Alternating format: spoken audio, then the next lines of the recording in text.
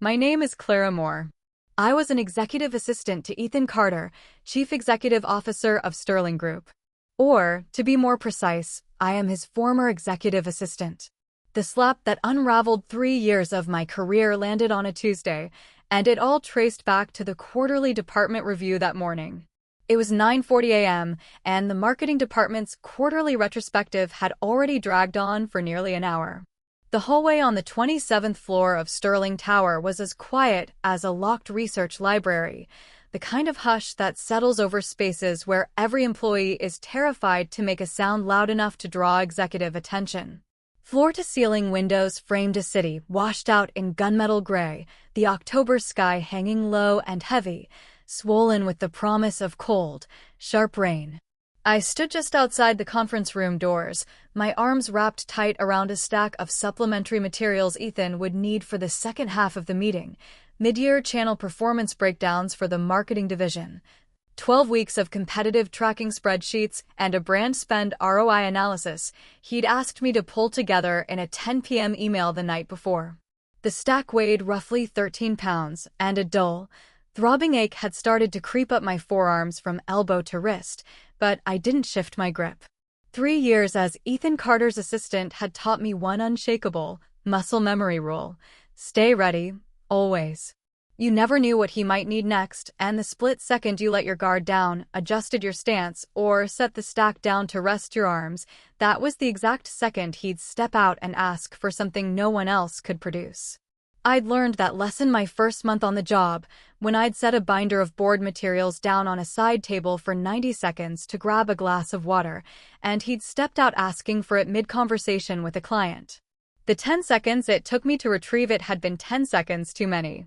I'd never made that mistake again. In 3 years, I'd pulled him out of more last-minute disasters than I could count on both hands. The March before, when a key packaging supplier bailed on us 48 hours before a national product launch, I'd lined up 3 backup vendors, renegotiated pricing and lead times, and shaved 2 full days off the revised production timeline, all in the span of 24 hours, single-handedly keeping the launch on schedule. The November before that, when a lead investor pulled out of our Series D round at midnight via a 3-sentence email. I'd sat alone in the office until dawn rebuilding the entire financial model and compiling 3 years of granular growth metrics and customer retention data. I'd set the bound, tabbed deck on Ethan's desk at 7 a.m., and he'd glanced at it once, nodded, and told me to grab my notebook. We were going into the negotiation room. That round didn't just close. We walked away with an extra $28 million on top of our original ask. None of that made it into company newsletters, of course. Most of my work was intentionally invisible, his calendar blocked down to the minute, buffer time slotted between every meeting so he never had to rush, every conference room set up and tech-tested 20 minutes before he arrived. His coffee delivered at exactly 160 degrees, so it was cool enough to drink the second he sat down. Every name he mentioned in passing, every offhand comment about a competitor, every random question he asked about industry trends, I'd cross-reference, compile into a dossier, and place within arm's reach before he finished his next sentence. I'd learned his coffee order on day 1, his preference for black ink pens by week 2, his habit of pacing the office when he was stuck on a problem by month 3, and over 3 years. I'd curated every part of his work life to run so smoothly, he barely had to think about the logistics. In 3 years, I had never missed a deadline, never dropped the ball, never given him a single reason to doubt my work. I had also never been struck in the face in front of 24 of the company's most senior leaders. At 9:45 a.m., the conference room doors flew open. They didn't swing open. They slammed.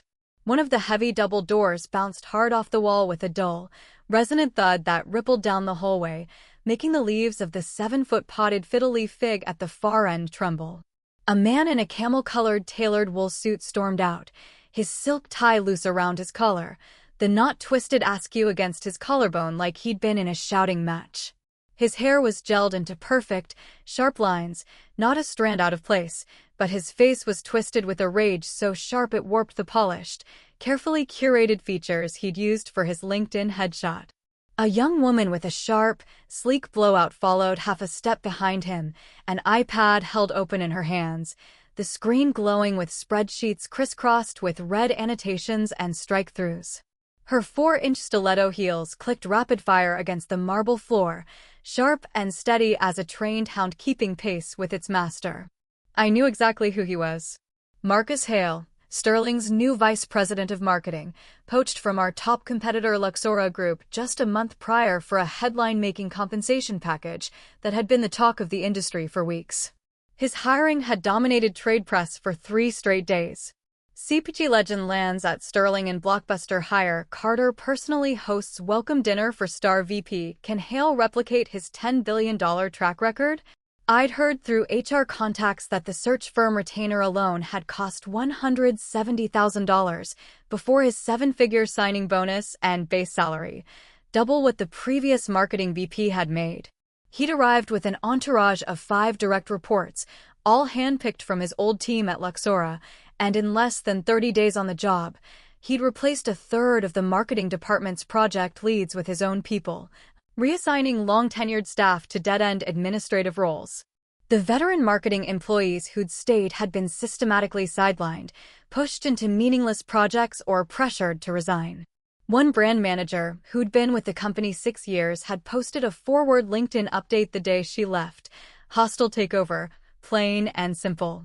She deleted it within an hour, but screenshots had already circulated through every employee group chat in the building. Marcus stopped dead directly in front of me. He stood half a head taller than me, looking down with a gaze that wasn't just assessing, it was weighing, the way someone weighs a cut of meat at the butcher counter or appraises a museum exhibit to decide if it's worth stopping for a photo. The whites of his eyes were bloodshot, either from a late night of client entertaining or from the shouting match he'd just walked out of, and I could catch a faint whiff of bourbon and breath mint as he stood there, sharp and cloying. "You're Carter's assistant," he said, his voice rough at the edges. I didn't answer right away. It wasn't fear, it was muscle memory. The first lesson Ethan had taught me on my first day on the job, 3 years prior, sitting across from him in his corner office, had been simple. "Clara, you report to me, and only me. Anything that doesn't directly impact my work is not your business. Don't ask questions, don't pick sides, don't step in where you're not wanted." I'd thought back then he was just outlining job responsibilities, setting clear boundaries for a role that could easily bleed into office politics. I'd learned over time it was more than that. It was a line drawn in sand.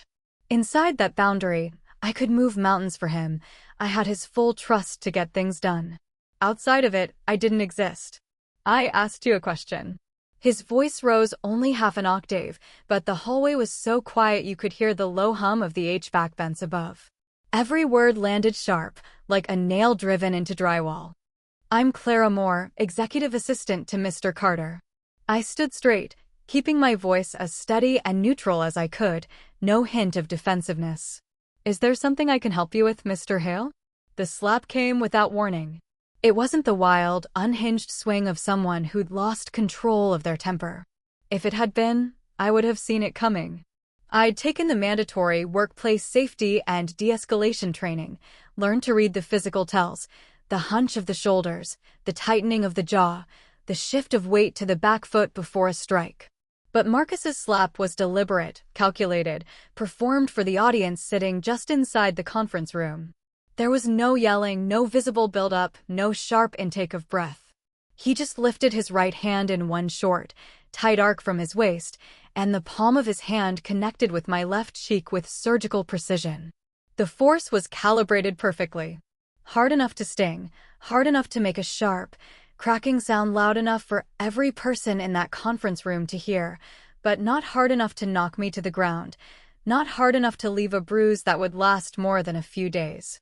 A man who'd spent 20 years climbing corporate ladders knew exactly how to hit someone, so he got the effect he wanted without facing tangible consequences. He knew how loud to make it, where to land it, how to adjust his stance so he could turn and walk away like he hadn't just assaulted someone in the middle of a corporate hallway.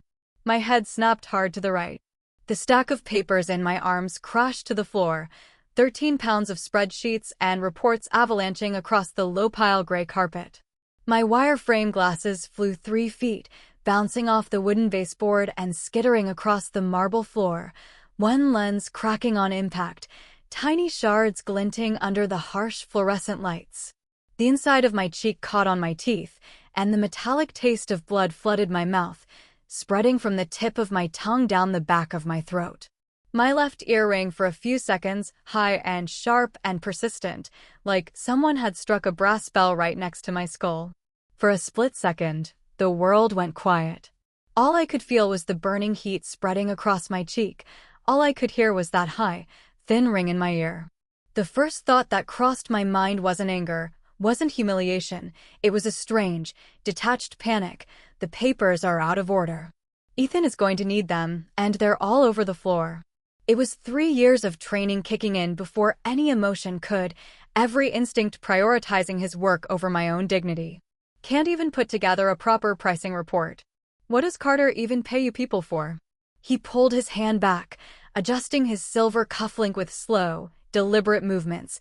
His cuff had come unbuttoned when he hit me, and he fixed it like he was straightening his jacket at a coffee shop, not standing over a woman he'd just struck. I sent an email last night asking for full pricing data across the product line. It's almost 10 a.m. and I haven't seen a single page. What exactly do you do all day besides fetch coffee? The email. I remembered it clearly. 11:40 p.m. the night before, I'd seen the notification pop up on my work phone as I was getting ready for bed. The timestamp burned into my memory. He'd sent a mass email to the entire marketing team and copied me, demanding a full comparative pricing model for Sterling's entire 47 product line, including price bands, promotional cadence, channel discount structures, and consumer price sensitivity data for 11 competing brands, all due by 9 a.m. that morning. Setting aside the fact that a request of that scope would take a team of 3 analysts a minimum of 3 days to compile, 3 of the 11 competitors didn't publish public pricing data at all. You had to pull it through paid industry research portals, and the research firm we contracted with didn't operate on weekends.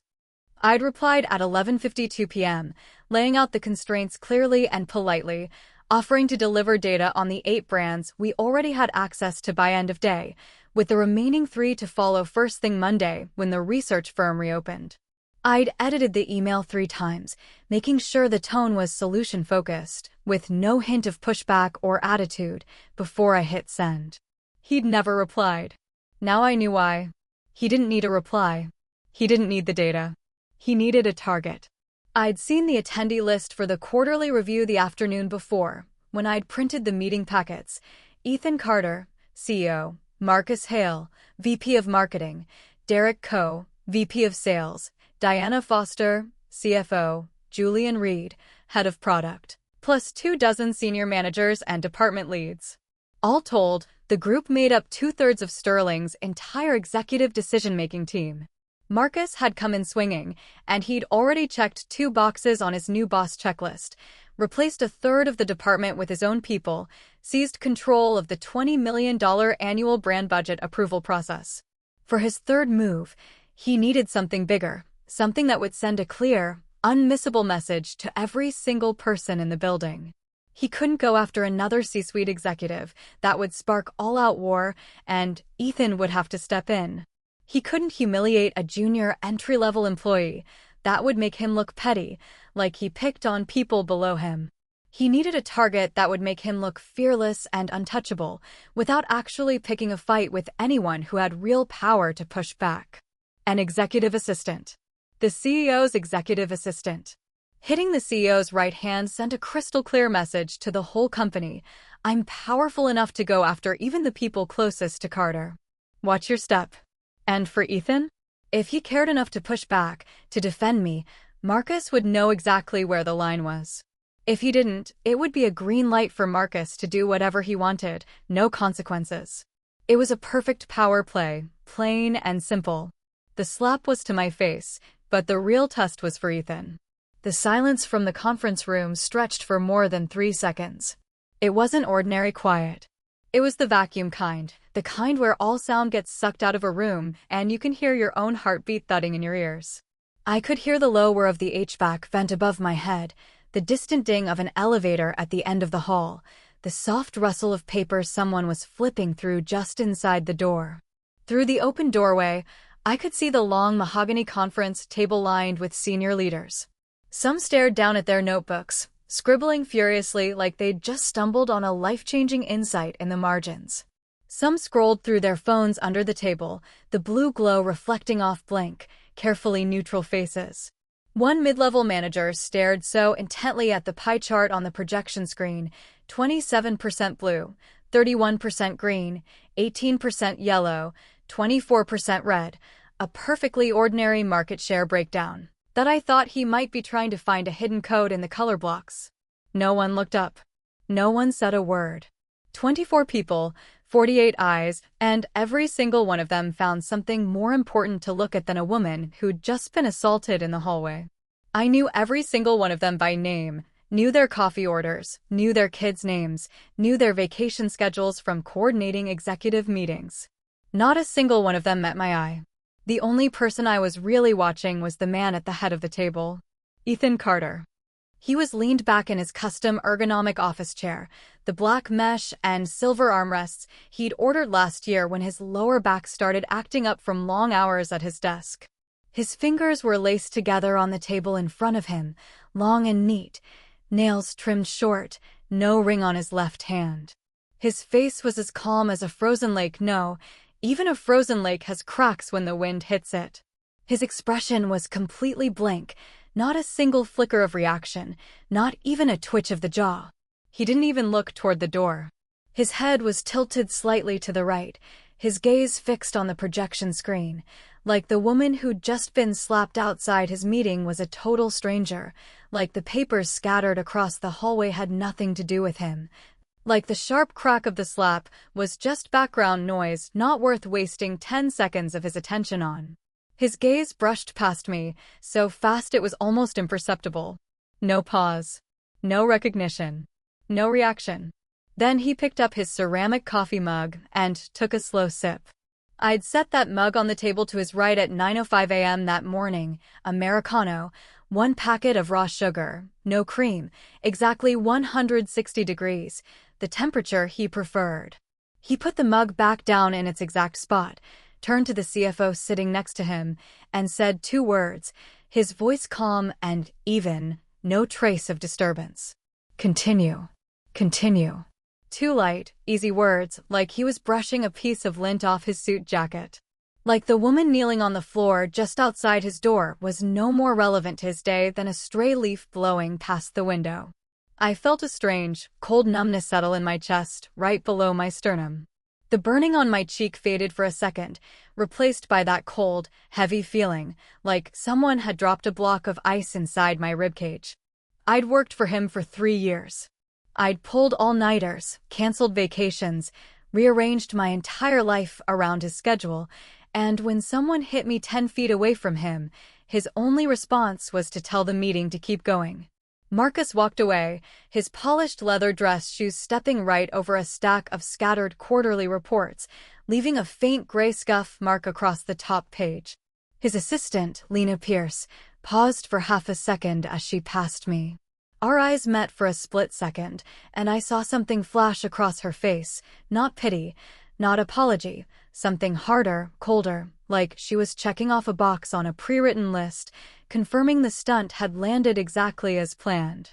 Then she looked away, her heels clicking fast as she followed Marcus down the hall and around the corner. I bent down slowly to pick up my glasses.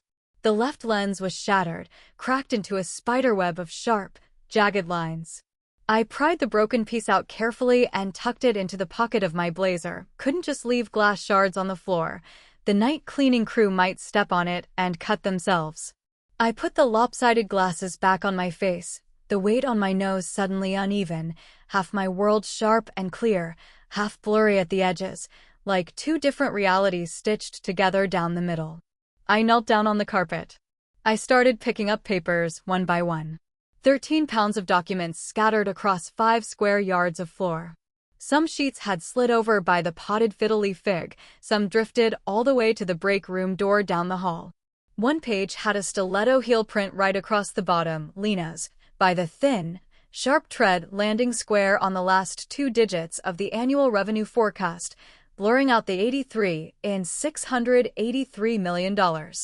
A few pages had slid under the glass fire safety cabinet, and I had to kneel all the way down, stretching my arm out as far as I could reach to hook them with my finger. I picked them up one by one, sorting them back into page order as I went, my movements automatic. The first thought that ran through my head wasn't how much my face hurt, wasn't anger at Marcus, wasn't humiliation, it was that the pages had to be in order. If they were out of order, Ethan wouldn't be able to follow along when he referenced them later. It was muscle memory, stronger than the pain, stronger than the shock. 3 years of training, kicking in even when my world was tilting. The edge of a sheet of copy paper sliced my index finger, a thin line of blood welling up immediately. I put the finger in my mouth to stop the bleeding, the metallic taste mixing with the blood from my cheek, and kept going. I didn't pause, didn't wipe the tear that had slipped down my right cheek before I even realized it was there. I just kept sorting, kept stacking, kept my head down so no one walking by could see it. Inside the conference room, the discussion picked back up like nothing had happened. Someone was presenting channel expansion data for the Southeast region. Someone was questioning the ROI of the holiday promotion budget. Someone was pitching Q4 marketing strategies for Black Friday and Cyber Monday. Bits of corporate jargon drifted out through the open door. Conversion rate, repeat purchase rate, average order value, year-over-year growth, customer lifetime value. It was like nothing had happened. Like there wasn't a woman with broken glasses kneeling on the floor in the hallway, picking up scattered papers. Like that slap had been nothing more than a distant car horn outside the window, a minor annoyance not worth remembering. It took me 6 minutes to collect every single page, sort them back into perfect numerical order, and tuck the stack back into my arms, the weight familiar against my chest. I stood up slowly, my knees wobbly, partly from kneeling so long on the hard floor, partly from something else I didn't want to name, something cold and heavy settling in the bottom of my stomach. I walked down the hall to the women's restroom, pushed open the frosted glass door, and stood in front of the mirror above the sink. The left side of my face was swollen. Not badly, but the redness was impossible to miss, a bright, hot flush spreading from my cheekbone down to my jawline, already darkening into a faint, purplish bruise. The outline of 4 fingers was visible, faint but distinct, like a brand burned into my skin. My glasses were lopsided, missing one lens, and I almost laughed at how ridiculous I looked, like a cartoon character designed for a workplace bullying skit. I stared at myself for a long minute, just watching the redness spread, watching the way my left eye was already starting to swell just a little. I thought about the girl I'd been 3 years ago, walking into this building for my final interview, wearing a thrifted blazer and my only pair of nice heels, so nervous I'd spilled coffee on my notebook in the lobby. Back then, I'd thought getting this job was the biggest win of my life. I'd thought if I worked hard enough, if I was good enough, if I was always reliable and always uncomplaining, I'd earn respect, I'd move up, I'd be more than just the assistant. 3 years later, I was standing in a bathroom with a handprint on my face, picking glass out of my glasses, and the man I'd worked for every single day hadn't even bothered to check if I was okay. I splashed cold water on my face. Once, twice, 3 times, 4, 5, 6, until the cold made my skin tingle and the burning faded just a little. Then I pulled my compact powder out of my work bag, dabbing layer after layer over the redness on my left cheek. It wasn't about vanity. It was about professionalism. I had to go back into that conference room later to take meeting minutes. The swelling could be allergies, could be a bump from walking into a door frame, could be anything. It couldn't look like someone had hit me. A visible slap mark would make people uncomfortable. Discomfort makes people distracted. Distraction gets in the way of work. Poise. Poise was the #1 unwritten requirement of the job. You get hit, you stay poised. You get humiliated, you stay poised. Even if your eyes are burning and your hands are shaking behind your back, you walk out of that bathroom with your spine straight and your smile in place. 6 years in corporate America, 3 of them at the right hand of a CEO, and I'd learned that lesson better than anyone. I practiced my smile in the mirror. Corner of the mouth lifted 15 degrees, cheekbones raised just so, eyes softening at the corners, no crinkling around the edges that might give away the ache in my cheek. I'd practiced that smile for 3 years, perfected it until it could hide any emotion, frustration, exhaustion, disappointment, anger. My cheek throbbed when I pulled the smile into place, a sharp, stinging pull, but I held it until it felt natural. Then I put on lipstick, mauve, understated, professional, nothing flashy. My hand shook a little as I dragged the bullet across my lips, but I steadied it against the sink until the line was perfect. I took one last look in the mirror. You couldn't tell I'd been slapped, not really. Just a little flush, easy to write off as a reaction to the dry office air. Good. That was what mattered. The rest of the afternoon unfolded exactly as scheduled, no deviations, no delays. Ethan had a global investor video call at 3 p.m. I set up the executive conference room an hour early, camera angle adjusted perfectly to frame him from the chest up, microphone volume tested 3 times to avoid feedback, dedicated internet line confirmed stable, screen brightness and contrast tuned to the exact settings he preferred to avoid eye strain. I printed the agenda and 40 pages of background materials, sorted them in the exact order they'd be discussed, and set them dead center of the seat at the head of the table, aligned perfectly with the edge of the table. I brought him a fresh coffee, Americano, 1 sugar, no cream, 160 degrees right as he walked in the door. He glanced at me when he walked in. His eyes flicked to my left cheek for half a second, literally just a fraction of a beat, so fast I might have imagined it if I hadn't spent 3 years studying every micro-expression on his face.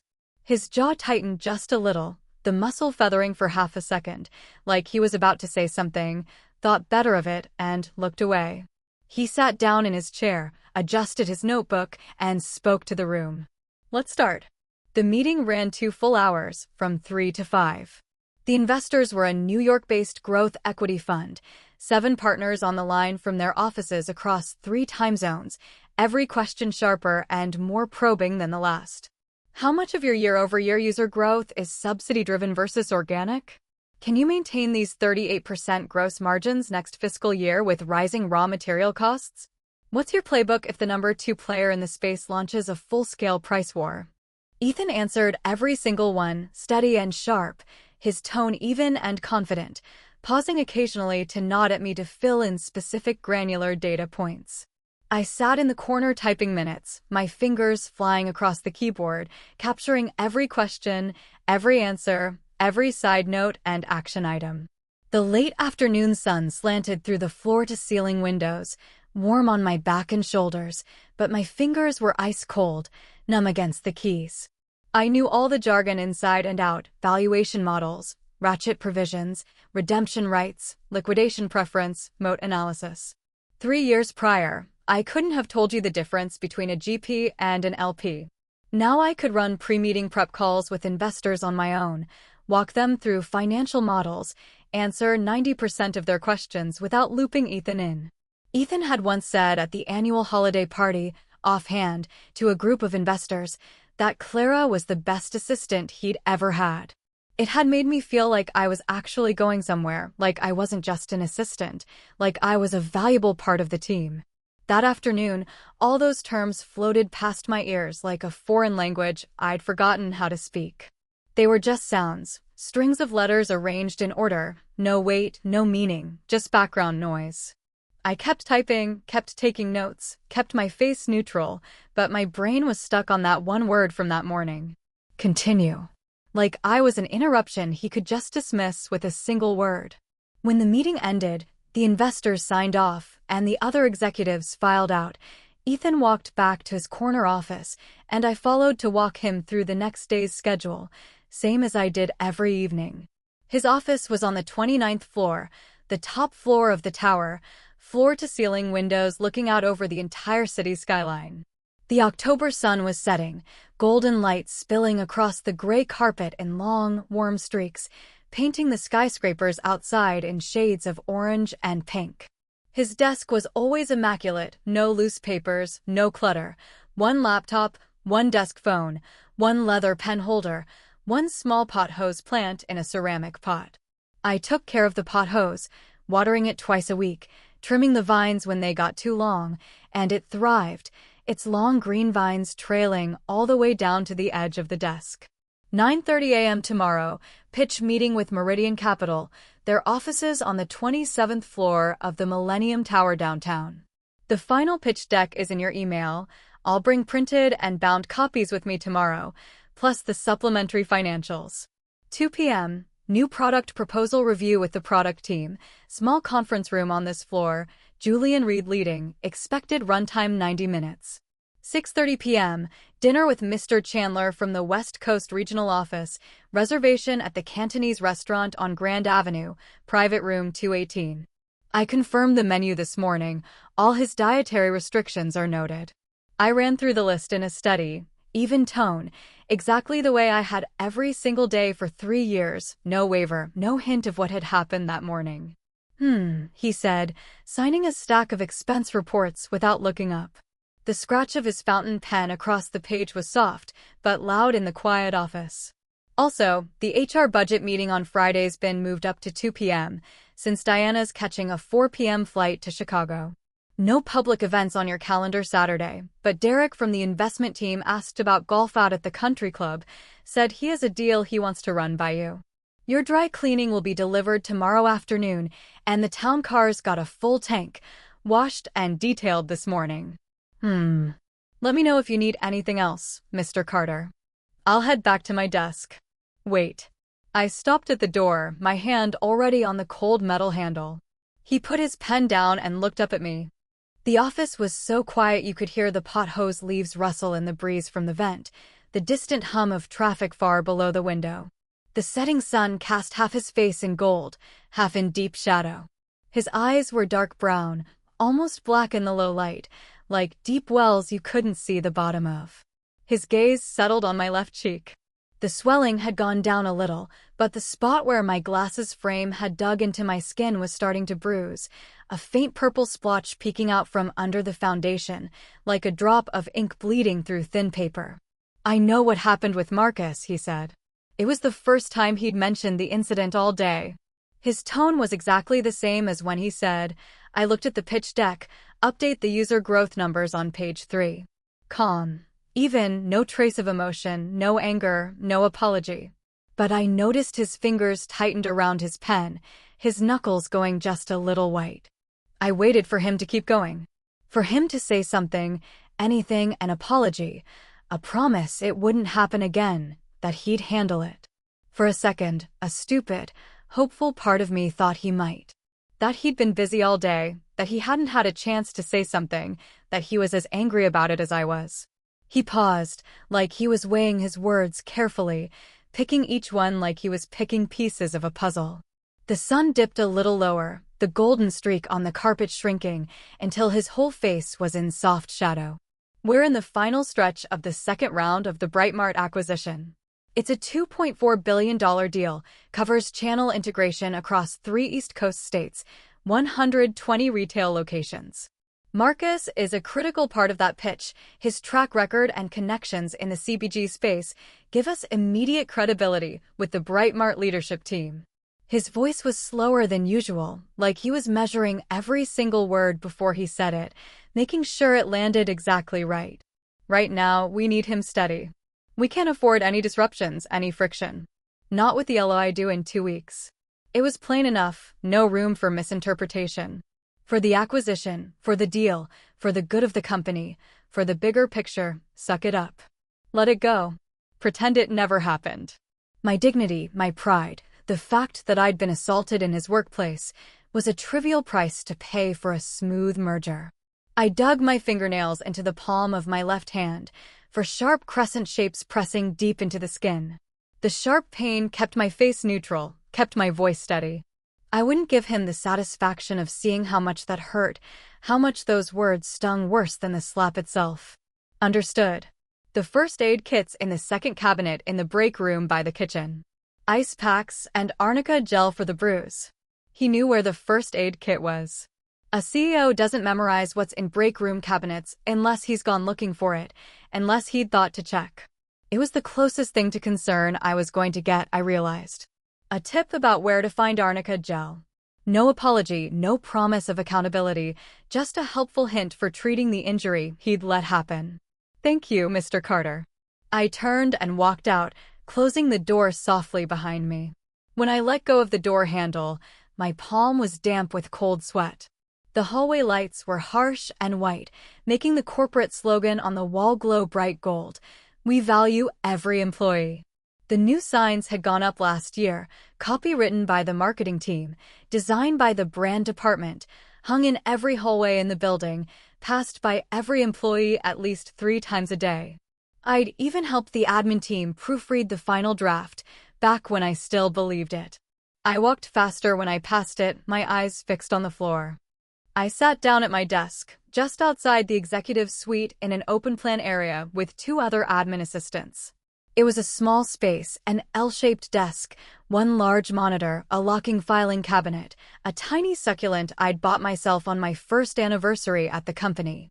It was a lit hops, the kind that looks like a little green stone, hard to kill, no fuss needed. It felt fitting some days. Tough on the outside, easy to ignore, just sitting there quietly, not making trouble. Maggie Torres from the finance department leaned over the partition between our desks, her voice low and urgent. Clara, your face, are you okay? I have like 3 different creams in my desk, anti-inflammatory, bruise cream, arnica. Want me to grab you one? I also have an ice pack in the freezer.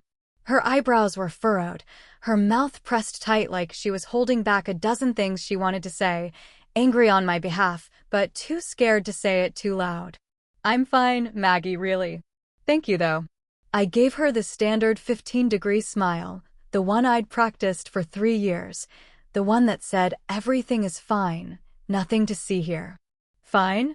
That guy, she bit her lip, glancing over her shoulder to make sure no one was walking down the hall. He had no right to put his hands on you. You report directly to Ethan, not him.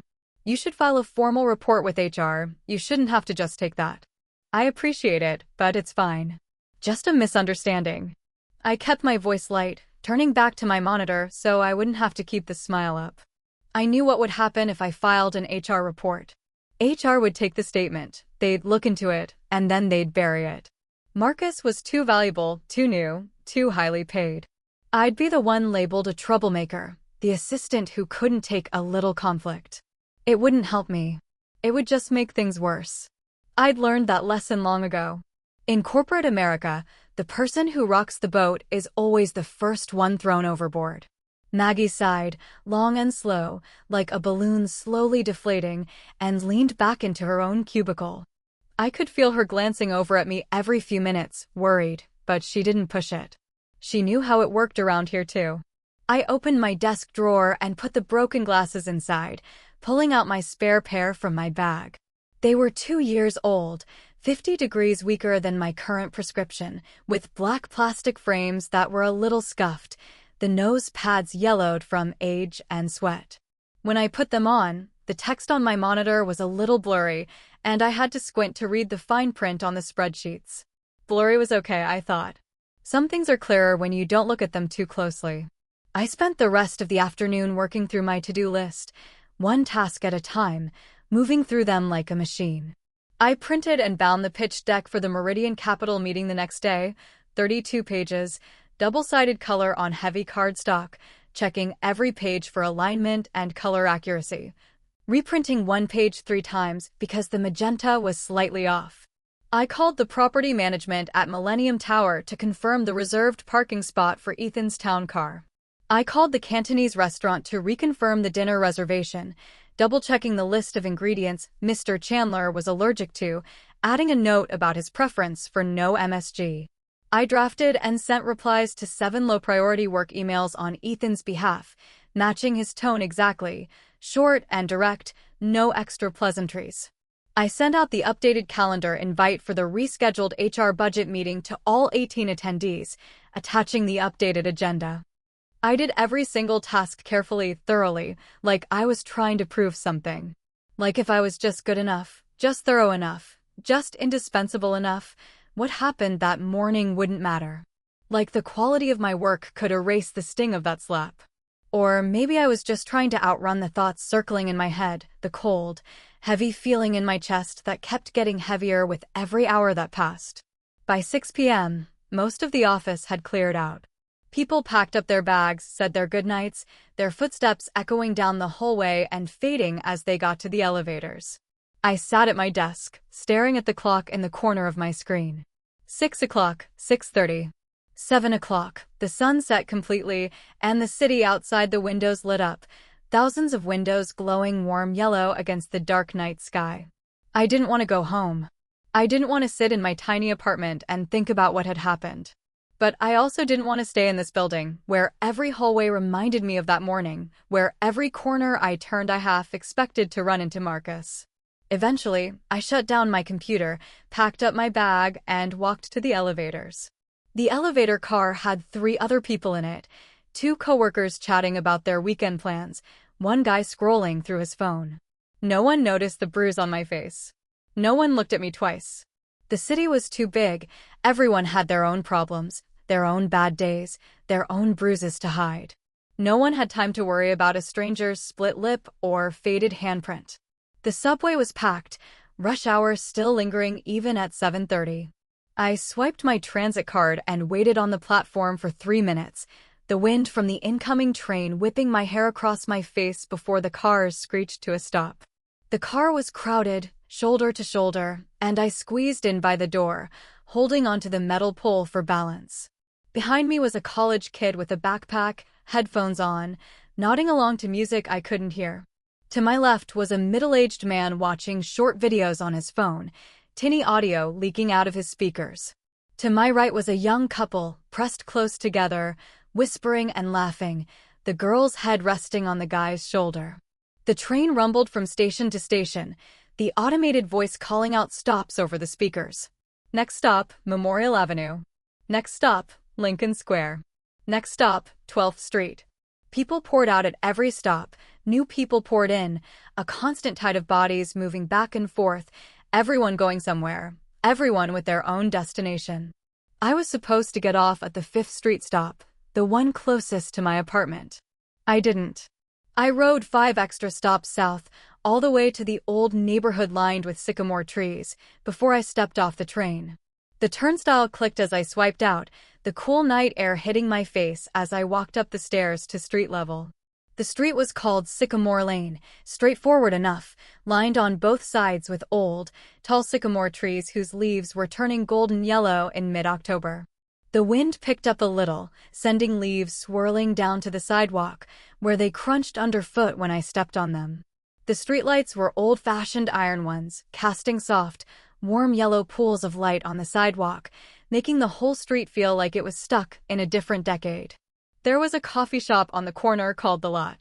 The sign was small, hand-painted metal letters above the door, a little worn around the edges, with 2 big potted monstera plants flanking the entrance and a vintage floor lamp by the front window. It had been there 5 years, a quiet staple of the neighborhood, busy during the day with freelancers and startup founders camped out with laptops, slow and quiet at night, only a handful of regulars scattered at the tables. I pushed the door open, the little brass bell above the frame jingling softly. The smell of freshly roasted coffee hit me immediately, mixed with hints of cinnamon and caramel and old books. The interior was industrial style, exposed brick walls, polished concrete floors, black iron light fixtures, but the couches were soft worn velvet, warm and cozy enough to take the edge off the hard lines. The chalkboard menu behind the bar listed the day's single-origin pour-over, Yirgacheffe, natural process, light roast, notes of citrus and jasmine. The owner, Frank Lane, was behind the bar polishing glasses, his apron tied neatly around his waist, sleeves rolled up to his elbows, showing tanned, toned forearms. Frank was 2 years ahead of me in college, had been student body president at the business school, and everyone back then had assumed he'd go straight into investment banking or a top consulting firm. Instead, he'd opened this coffee shop. But the coffee shop was just the front. His real business, the one that paid the bills, was high-end executive recruiting. He didn't do entry-level, didn't do mid-level hires. He only did one thing: poach top-tier executives from competitors for Fortune 500 companies. People in the industry called him the wrecking ball, said there wasn't a contract or a non-compete he couldn't work around, wasn't an executive he couldn't convince to jump ship. Well, look who it is. Rare to see you out this late on a work night.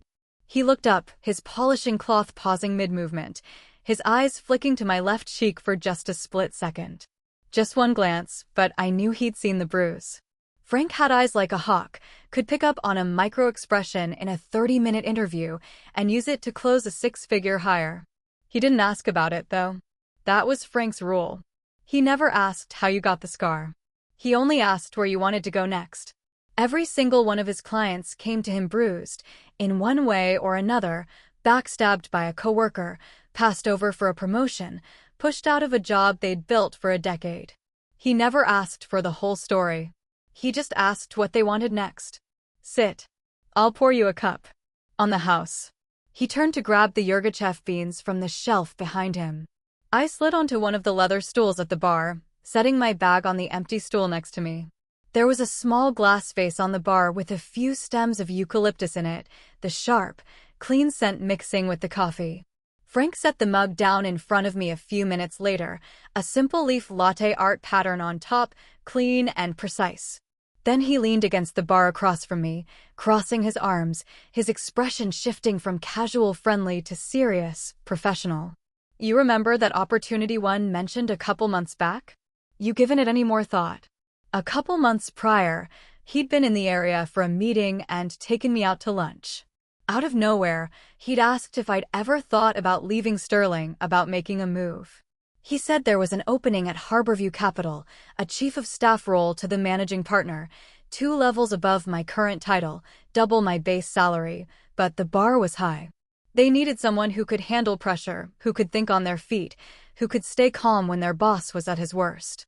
He'd called the boss a human meat grinder and said the average tenure of his direct reports was less than 6 months.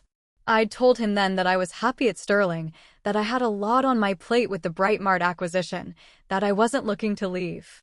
That was 2 months and 1 slap ago. Is that role still open? Frank's hand stilled where he'd been wiping down the bar. He set the cloth down, pulled a slim laptop out from under the bar, opened an encrypted folder, typed in a password, and spun the screen around to face me. The screen showed a detailed job description and a full compensation breakdown, clearly laid out.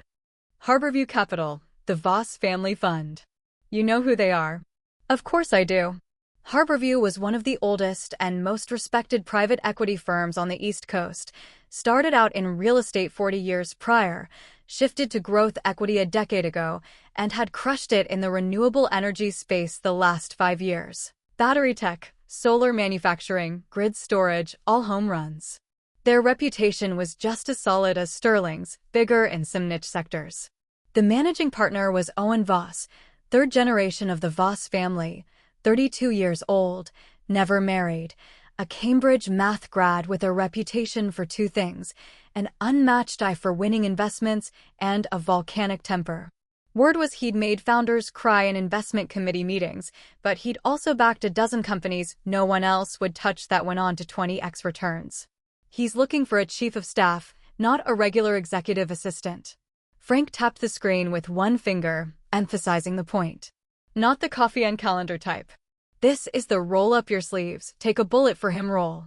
You'll lead due diligence on deals, write industry research reports, go toe-to-toe with department heads in internal meetings, fly across the country at the drop of a hat to negotiate tax incentives with local governments. It's half VP-level work, with the chief of staff title. Internally, they call it the partner's gatekeeper, and it carries more weight than most director roles. Compensation is double your current base, he added, pausing for a second before finishing after tax. The number made me pause for 2 full seconds. It wasn't that I'd never seen good money. Sterling paid well for the industry, better than most. But doubling my take-home pay meant I could pay off my student loans in 18 months instead of 10 years. It meant I could finally move out of my 430-square-foot studio into a 1-bedroom with actual closet space. It meant I could fly my parents out for a proper visit, put them up in a nice hotel, take them to dinner somewhere that didn't have a drive-through. It meant security, the kind I'd been chasing since I graduated college. But let's be clear about the downsides before you get excited. Frank closed the laptop, his expression serious, no sales pitch, just straight talk, the way he always was. Owen Voss, people in the industry call him the human meat grinder for a reason. I've placed 3 assistants with him in the last 2 years. Shortest one lasted 2 months. Longest one lasted 8 months. The one who lasted 8 months lost 30 pounds from the stress, quit, and moved to Vermont to run a bed and breakfast. Swore she'd never work in an office again. The one before that had a full breakdown in the office 5 months in, handed in her notice the next day. Worse than Ethan? I asked, taking a sip of my coffee. Frank laughed, but it wasn't a happy laugh. It was the kind of laugh you make when someone asks if a wildfire is worse than a candle flame. Ethan is cold. He's like a well-oiled machine, predictable, consistent, no emotional outbursts. You work for him 3 years, you learn his patterns, you can anticipate what he needs before he asks for it. Owen is chaos. One day, he's the best boss you've ever had, takes you out to a 3 Michelin-star dinner, rants to you about poetry and philosophy for 2 hours, makes you feel like you're the most important person in the company. The next day, he's a tyrant, throws your 40-page report you stayed up all night writing in the shredder, asks you if you were brain dead when you wrote it. There's no pattern. No rhythm. You can't predict him. He shook his head, leaning back against the bar. They're 2 different animals. Ethan is ice. Spend too much time around him, you get frostbite. Owen is fire. 9 out of 10 people who get too close burn to ash. I took another sip of coffee. I drank it black, no sugar, the bright citrus acidity of the Yirgacheffe spreading across my tongue, the bitterness soft and lingering at the back of my throat. Another question, I said, setting the mug down slowly. How bad is his temper? Does he ever put his hands on people? Frank blinked, taken aback for a second. He looked at me, his gaze lingering on the faint bruise on my cheek, and his face softened with a quiet anger I rarely saw on him. He opened his mouth like he was going to say something comforting, something sympathetic, but he didn't. He knew I didn't want pity. If I'd wanted pity, I would have called a friend. I'd come to him for a job, for a way out. No, he never hits anyone. His voice was firm, certain. He yells, he swears, he can be cruel as hell with his words, but he never lays a hand on anyone. It's a family rule, apparently. His grandfather drilled it into him. Voss men can slam tables, can throw mugs, can yell until their voice goes hoarse, but they never raise a hand to anyone. Says hitting someone is cheap, low class, the move of a man who can't win with his words. Someone who worked there told me he said that exact thing to his cousin when they got in a fight at a family holiday party a few years back. Good, I said. That was all I needed to know. Verbal abuse I could handle. I'd spent 3 years learning to let cold, dismissive comments roll off my back. I could handle yelling. I couldn't handle another handprint on my face. Though there's something else you need to know. Frank paused, picking his words carefully. The reason his assistants don't last isn't the yelling. It's the standard. It's impossibly high. Unreasonably high. He asks you for a single data point, you don't just give him the number. You give him the full supply chain breakdown, the competitor context, the 3-year trend line, and a risk assessment. He asks you to schedule a meeting with someone, you don't just send a calendar invite. You give him a full dossier on the person, their professional background, their known pet peeves, their recent public comments, even their college major and what they majored in. He asks you to review a pitch deck, you don't just proofread it. He calls you into his office and makes you walk him through your full investment thesis, why you think it's a good or bad bet, what valuation you'd offer, what the exit strategy would be. No exceptions. That doesn't sound unreasonable, I said. I'd been doing most of that for Ethan for 3 years anyway, just without the title or the pay. One more thing. Frank looked me dead in the eye, no trace of humor left. He has a rule written right into the employment contract. Anytime, any place, if he says, go, you have to be in front of him within 15 minutes. Doesn't matter if it's 3 a.m. on a Saturday. Doesn't matter if you're on vacation. Doesn't matter if you're in the hospital with a broken leg. You get there. It's not a verbal expectation. It's bolded, in all caps, page 2 of the contract. I was quiet for 2 seconds, turning that over in my head. Anything else? Severance is brutal. If he fires you without cause, he pays you 6 months full salary, no questions asked. If you quit voluntarily before your first year is up, you owe him 12 months of salary back. It's to stop people from bailing after a few months once they realize how hard it is. He's sick of sinking time into training people just for them to quit. Thorough, I said. So think it through. Really think it through. Frank closed his laptop and slid it back under the bar. I can hold the spot for you, but only for 3 days. I need your answer by Monday. Owen's breathing down my neck for a shortlist. His last assistant quit last week, wouldn't say why, but everyone at Harborview says she ran out of his office crying and never came back. A motorcycle roared past the window outside, loud enough to rattle the window panes, sending sycamore leaves swirling across the sidewalk in its wake. 3 days, I repeated. Yep. Frank didn't bring up the job again after that. He switched gears, telling me old stories from college. Our old accounting professor had retired. The former debate team captain had lost his startup and was $110,000 in debt. The girl he dated senior year was married and living in Portland now. His voice was warm and steady, like background music, wrapping around me like a blanket. For the first time all day, I felt my shoulders relax, just a little. College had felt so safe, so simple. All you had to do was study, pass exams, write papers. No one slapped you in hallways. No one used you as a pawn in corporate power plays. I didn't leave right away. I ordered a second coffee and moved to a table by the front window, watching people walk by on the sidewalk.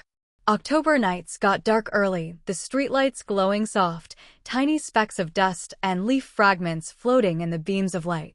A couple walked past holding hands, the girl wearing a bright red scarf that stood out against the dark night. A delivery rider zoomed by on an electric bike, the reflective strip on his delivery bag glowing bright. My phone buzzed in my bag. It was a text from Ethan. Him texting me was strange enough on its own over 3 years. He almost never sent texts.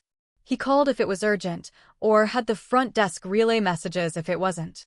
His profile picture was a plain gray gradient. He never posted anything on social media. His contact info was just his name and work number, no frills. Add the 3-year repeat purchase trend chart for the product division to the Meridian pitch deck. Supplementary materials section. That was it. No greeting, no please, no thank you, not even a period. Just a command, short and direct, exactly like every decision he made at the office. I typed back, got it, and closed the text thread. My finger hovered over the screen for a second, then I opened the social media app out of habit, scrolling mindlessly through my feed. A new post popped up at the top. Marcus Hale. His profile picture was a polished corporate headshot, navy blue custom suit, confident smile so bright it almost looked photoshopped. The post had gone up 20 minutes prior, a selfie of him standing on a high-rise balcony, the city skyline glowing behind him, neon signs blurring into a rainbow of light in the background. He'd changed out of the camel suit from that morning, now wearing a soft gray casual jacket, his hair perfectly styled, looking like he didn't have a care in the world. The caption read, "New battlefield, new chapter. Grateful for the trust. Let's get to work." The comments were blowing up. 42 likes, 18 comments, all glowing. The first few were from coworkers. Killing it, Marcus. Can't wait for Q4 results.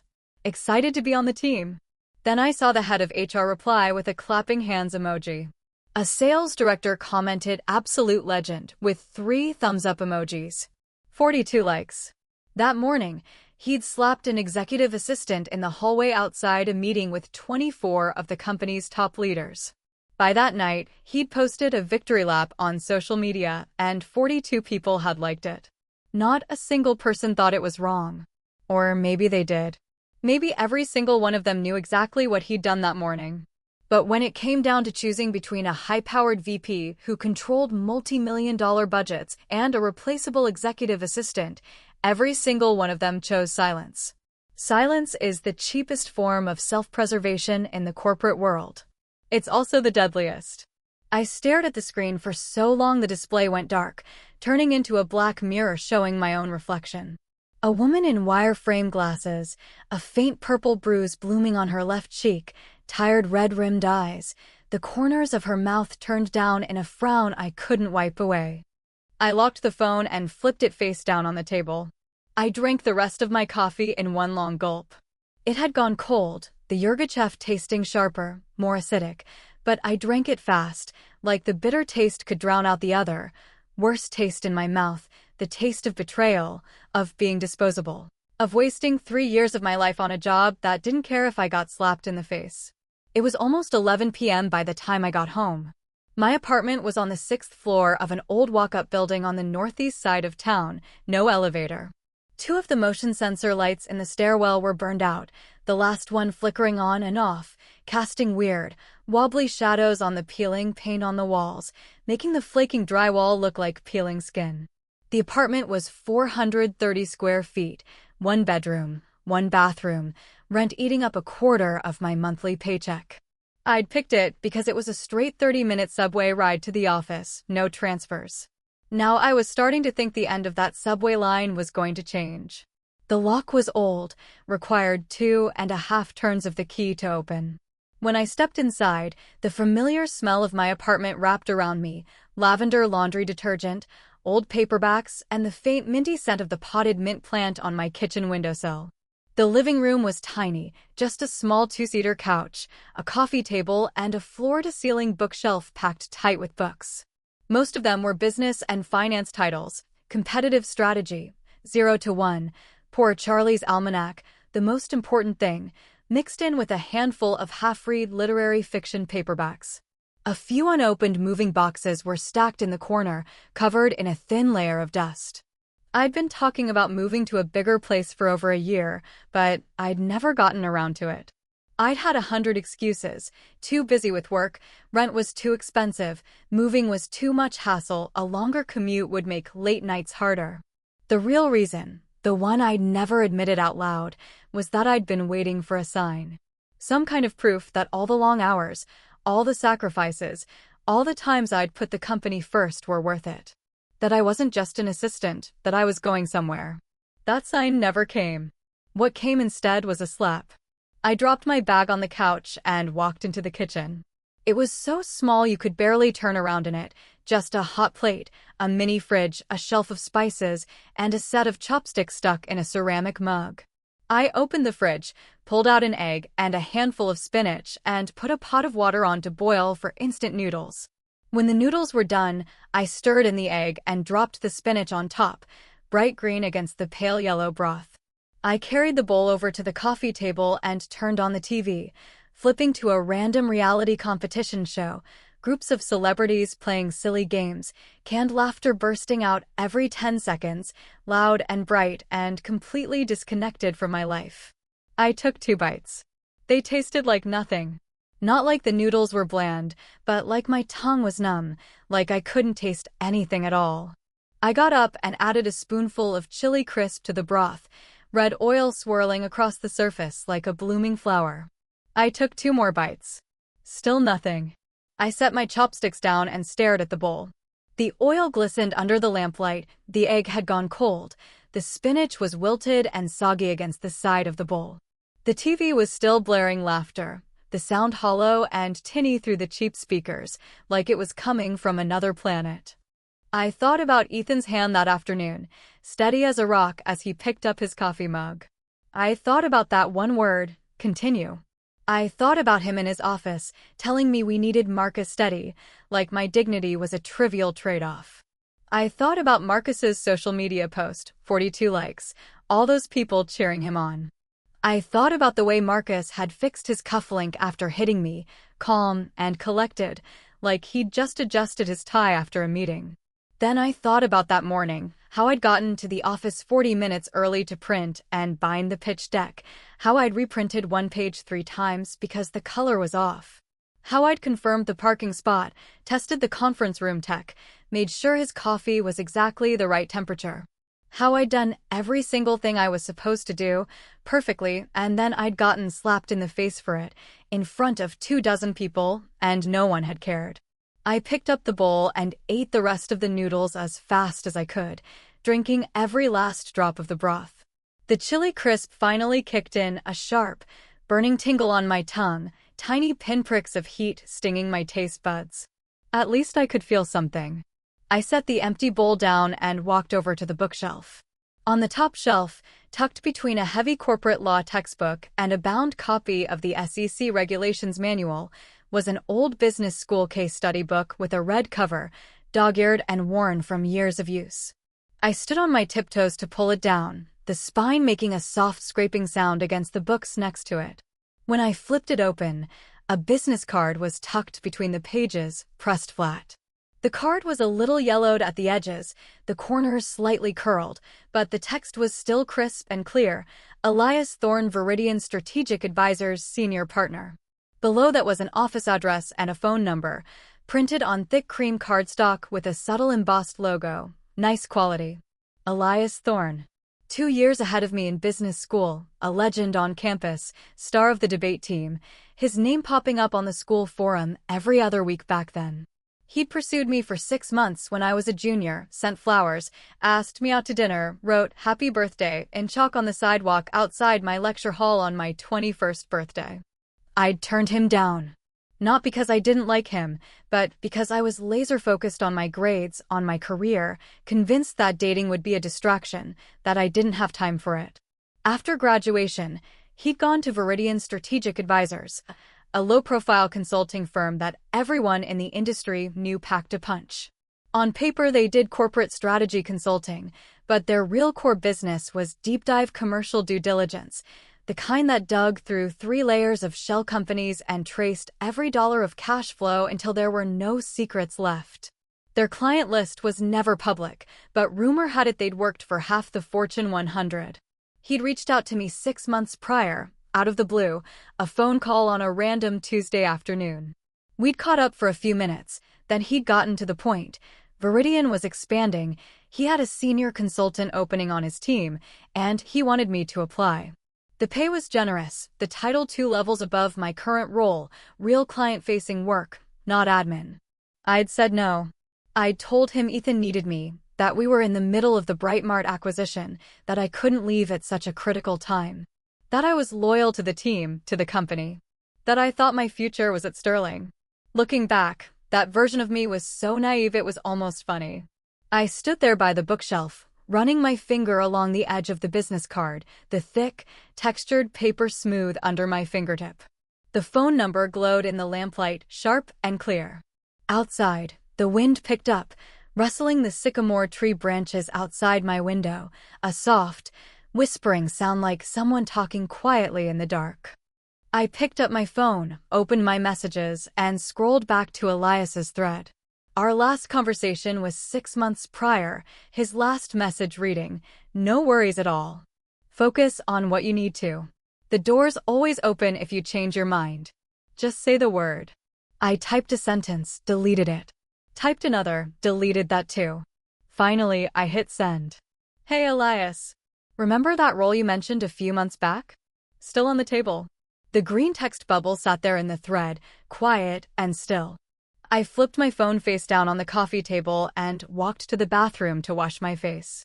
Cold water splashed on my skin, the bruise on my cheek throbbing dully when the cold hit it, a sharp, aching reminder of the day I'd had. When I came back into the living room, there were 2 new messages from him. First one, "Well, that's a surprise.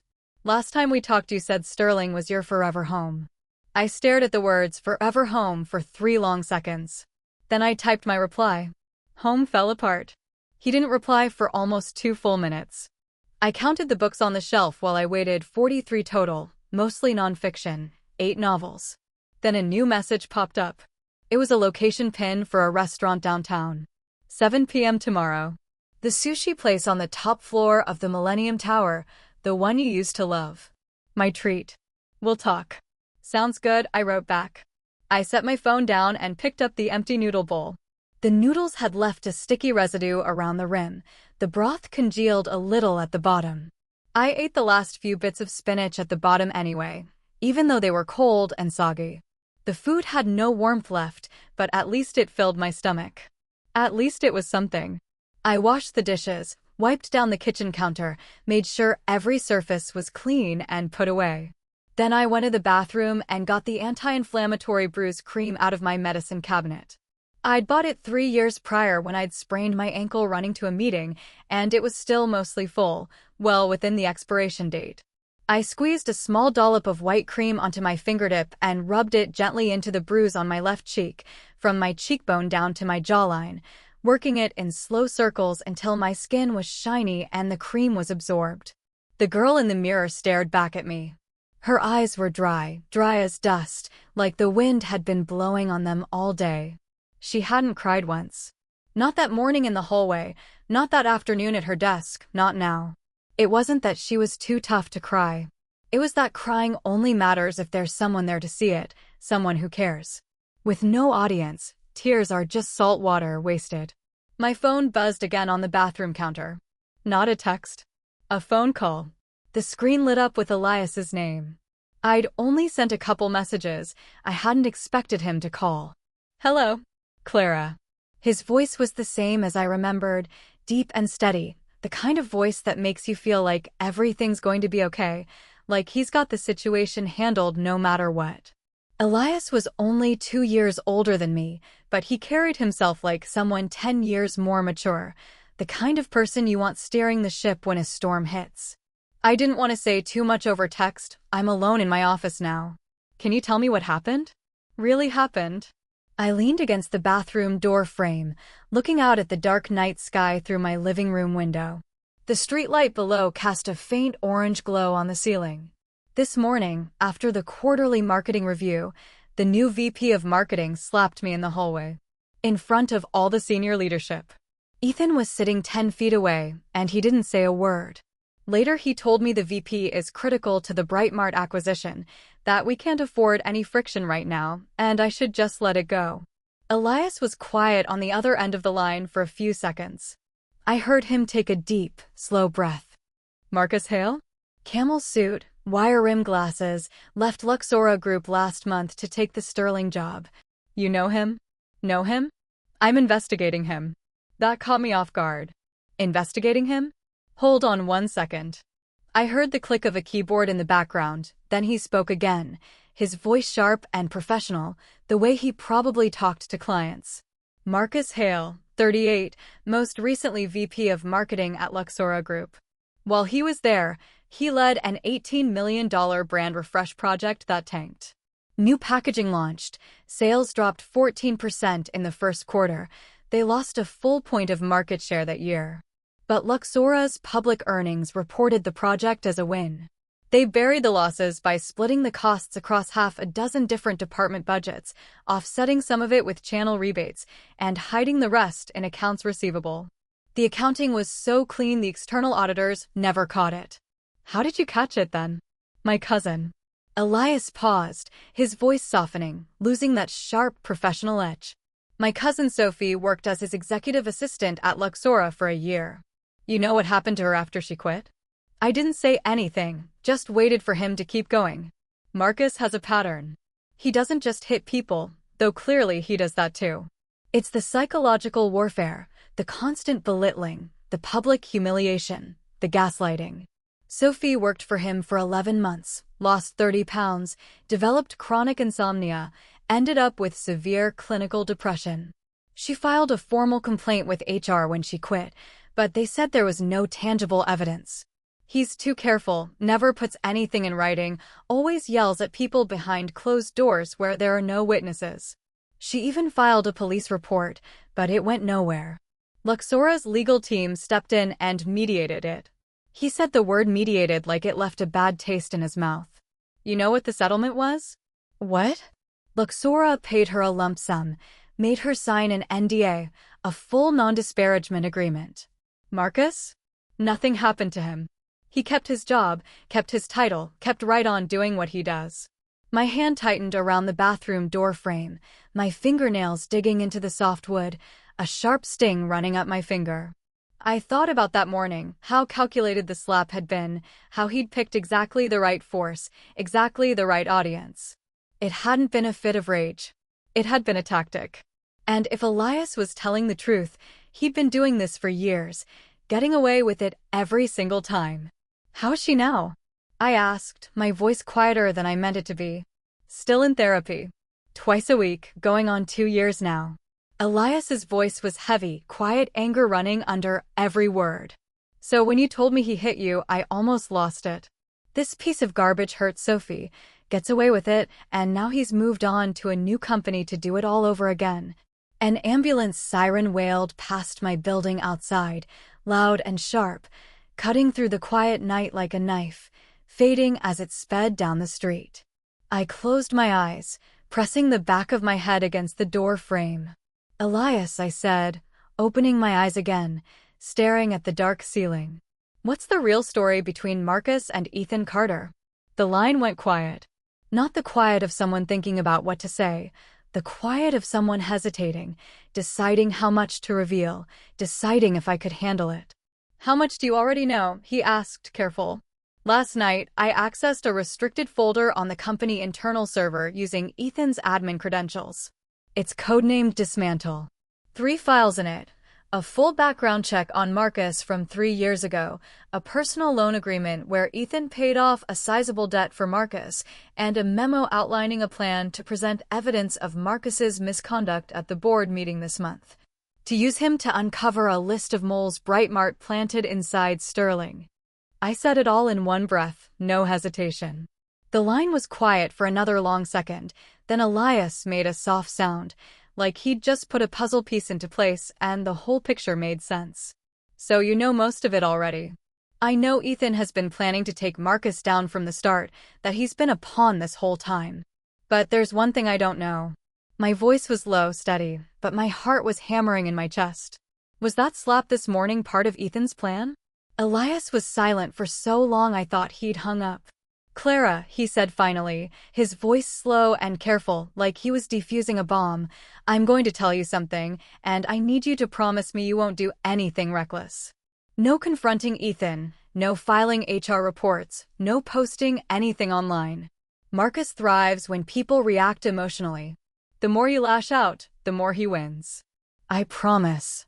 Just tell me. My team was digging into Marcus's background for a client, and we stumbled on a dinner meeting from late last year. 3 people, Marcus, Ethan, and one of Marcus's old lieutenants from Luxora. That lieutenant left Luxora a few months back, and our team tracked him down. He told us the dinner ran 3 hours, and they spent a big chunk of it talking about Marcus's onboarding strategy for when he joined Sterling. Part of that strategy, he said, was doing something high-impact right out the gate to establish dominance. Exact words. Marcus bragged about it later, according to the guy. My blood ran cold, slow and icy, spreading from my chest down to my fingertips. So you're telling me. I can't say for 100% certain that Ethan knew Marcus would target you specifically. Elias's voice was gentle, but honest, no sugarcoating. But what I can say for sure is that Ethan gave Marcus explicit permission to make a big, aggressive move when he started. And he sent that signal knowing full well that his own executive assistant, his closest, most visible team member, would be the easiest, highest impact target for a stunt like that. I closed my eyes. A memory popped into my head, sharp and clear, from late last year. Ethan had canceled a dinner on his calendar at the last minute, told me I didn't need to come, that he'd handle it himself. I'd asked if he wanted me to send the town car. He'd said no, he'd drive himself. That night, he'd worn a dark gray suit, a navy tie, the one he saved for important, off-the-books meetings. I'd held the elevator for him. He'd stepped inside, expression blank as always, didn't even say goodbye. That night, he'd been meeting Marcus. They'd talked for 3 hours. They'd talked about onboarding strategy, about making a high-impact first move. And then, 10 months later, Marcus had slapped me in the hallway outside a board meeting. Ethan had sat 10 feet away, sipped his coffee, and said, "Continue." It hadn't been a failure to defend me. It hadn't been choosing the deal over me in the moment. It had been planned. I'd been the sacrificial lamb, written into the script before Marcus even walked through the door at Sterling. Clara. Elias's voice pulled me back to the present, soft and concerned. You still there? I'm here. Listen to me. I know this is a lot to take in, but you can't make any rash decisions right now. We'll meet tomorrow night. I'll bring every single document we have on Marcus, everything we've dug up. We'll come up with a plan. Not a plan where you swallow it and move on. A plan where he pays for what he did, and you walk away clean, no mud on your shoes. You trust me? I trust you. Good. Now go get some rest. Hold an ice pack to that bruise, 20 minutes on, 20 minutes off, repeat. It'll take down most of the swelling by morning. You know a lot about treating slap bruises, I said, half joking, half bitter. The line was quiet for a beat. Because Sophie had them too, he said, quiet. I sat with her on her couch every night for 2 months, holding ice packs to her face. That's how I know how bad this guy is. The call ended a minute later, after he reminded me again about the dinner the next night, told me to call him if I needed anything before then. I stood there in the kitchen doorway for a long time, holding my phone. The TV was still on in the background, the reality show having switched to a dating program, contestants sitting on high stools asking each other generic questions. The laughter was still hollow, still too loud. I turned the TV off. The living room went quiet. The wind was louder now, blowing against the window panes, making them rattle softly in their frames. I walked into my bedroom and sat down on the edge of the bed. There was a small table lamp on the nightstand, a cream-colored fabric shade casting soft, warm light over the room. Next to the lamp was a framed photo from the Sterling holiday party 3 years prior, my first month on the job. The whole company, over 100 people, lined up on the steps of the hotel ballroom. Ethan was front and center in the first row. I was all the way on the end, almost cut off by the edge of the frame. I was wearing a navy blue dress, my hair pulled back in a ponytail, smiling so wide my cheeks hurt. Back then, I'd thought I was the luckiest new grad in the city. I'd landed a job at Sterling, working directly for the CEO, making more money than any of my classmates, working for a boss who was tough but fair, surrounded by coworkers who were professional and respectful. I'd thought if I just worked hard enough, if I was reliable enough, if I was always the best, I'd earn respect, I'd move up, I'd build a career I was proud of. 3 years later, that girl in the photo was staring back at me from a frame, and I knew the truth. I'd never been anything more than a tool. A useful, well-trained, disposable tool. My dignity, my safety, my pride, all of it was just collateral damage in a bigger game, a game I hadn't even known I was playing. I flipped the picture frame face down on the nightstand. Then I made a decision. It had been building all night, sprouting roots somewhere deep in my chest, maybe when Elias told me about the dinner, maybe when I saw the 42 likes on Marcus's post, maybe when I'd stood in the bathroom covering a bruise with foundation. Maybe even that morning, kneeling on the hallway carpet picking up papers while Ethan told his meeting to continue. I was going to leave Sterling. But not right now. Not running away with my tail between my legs, not as the victim who couldn't handle the pressure. I was going to leave when I was ready, with a signed offer from Owen Voss in hand, with all the evidence Elias had on Marcus, with 3 years of skills, connections, and experience I'd earned. And I was going to walk out of the Sterling Tower lobby with my head held high, steady, no looking back. Marcus would get what was coming to him. So would Ethan, when the dismantled plan blew up and he realized his pawn had walked off the board before he was done playing. I picked up my phone and opened my text thread with Frank. I'll take the Harborview role. The message sent, the little red loading circle spinning for a second before turning into a delivered checkmark. Frank texted back almost immediately. He was clearly still up too. You sure? 100% sure. All right. 10 a.m. Monday, final interview at Harborview's headquarters. Owen himself will be there. I'll send over the full prep packet to your email tonight. Spend the weekend going through it. Old Owen's got a temper from hell, but for what it's worth, he's straight with people. He yells to your face. He praises you to your face. No backstabbing, no hidden agendas, no using people as pawns. Nothing like the mess you're in at Sterling. I stared at that last line for a long time. Then I typed my reply. I don't need prep for the temper. If I can survive getting slapped in front of the entire executive team and keep working, I can handle any yelling he throws at me. I locked my phone, set it on the nightstand, and turned off the lamp. The room went dark. I laid back on the pillow, The left side of my face pressed gently into the cotton pillowcase, the bruise throbbing dully, a constant, low ache. It wasn't sharp, but it was steady, a constant reminder that none of the day had been a bad dream, that it had all really happened. I closed my eyes and started making a mental list of everything I needed to do the next day, one item at a time, clear and organized, the way I always did. 7 a.m. wake up. Ice the bruise on and off for an hour. 7:30 a.m. Do my makeup, cover the last of the discoloration. 8 a.m. leave for the office.